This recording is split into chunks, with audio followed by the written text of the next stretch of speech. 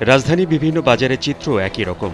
বোতলজাত সয়াবিন তেলের ৫ লিটারের বোতল পাওয়া যেন সোনার হরিণ।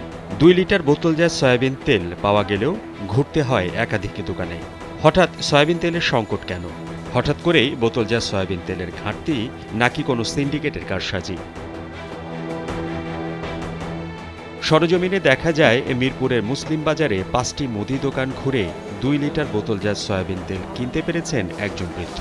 তাও গায়ের দামের চেয়ে ৬ টাকা বেশি দিয়ে কিনেছেন ৩৪০ টাকায়। যারা বাজারে গেছেন ভোজ্য তেল না পেয়ে তাদের অনেকেই হতাশ, অনেকে খালি হাতেই ফিরছেন বাসায়। খুচরা বিক্রেতারা বলছেন, গত এক সপ্তাহ ধরে বাজারে ভোজ্য তেলের সরবরাহ কম।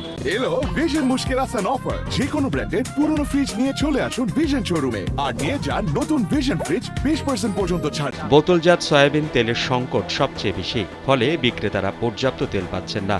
কোনো বিক্রেতা অভিযোগ, রমজান মাস শুরুর আগে কৃত্রিম সংকট তৈরি করে আরও এক দফা দাম বাড়িয়ে অতিরিক্ত মুনাফা করে নিতে চাইছে কোম্পানিগুলো। সরকার দফায় দফায় শুল্ক কর কমালেও সয়াবিন তেলের আমদানি বাড়েনি।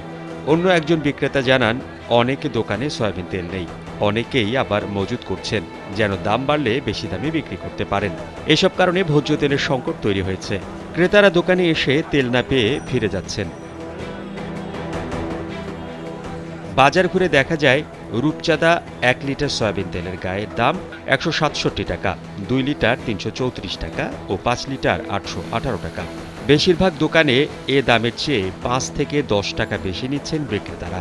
বাজারের দাম নিয়ন্ত্রণে রাখতে সম্প্রতি পাম ও সয়াবিন তেল আমদানিতে শুল্ক কর কমিয়েছে সরকার। এতে প্রতি কেজি ভোজ্য তেলের আমদানিতে শুল্ক কর ১০ থেকে ১১ টাকা কমানো হয়।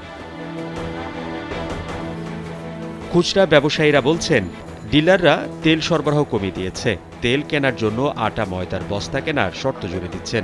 অন্যদিকে বিশ্ববাজারে দাম বাড়ার কারণে তেল সরবরাহ কমছে বলে দাবি তেল আমদানিকারক ও বাজারজাতকারী প্রতিষ্ঠানগুলোর। তারা বলছেন, বিশ্ববাজারে হিসাবে লিটারে ১০ থেকে ১৩ টাকা বেড়েছে, চাহিদার তুলনায় আমদানি কমেছে ২০% মতো।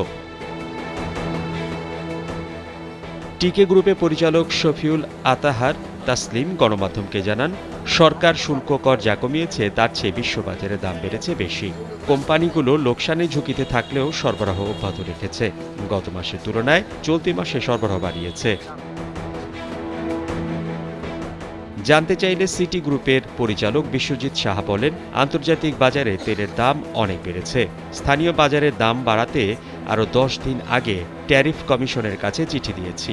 বাণিজ্য মন্ত্রণালয় থেকে চিঠি এলে এ বিষয়ে কথা বলতে পারব। মোহাম্মদ শাহাবুদ্দিন মাহতাব, কালবেলা।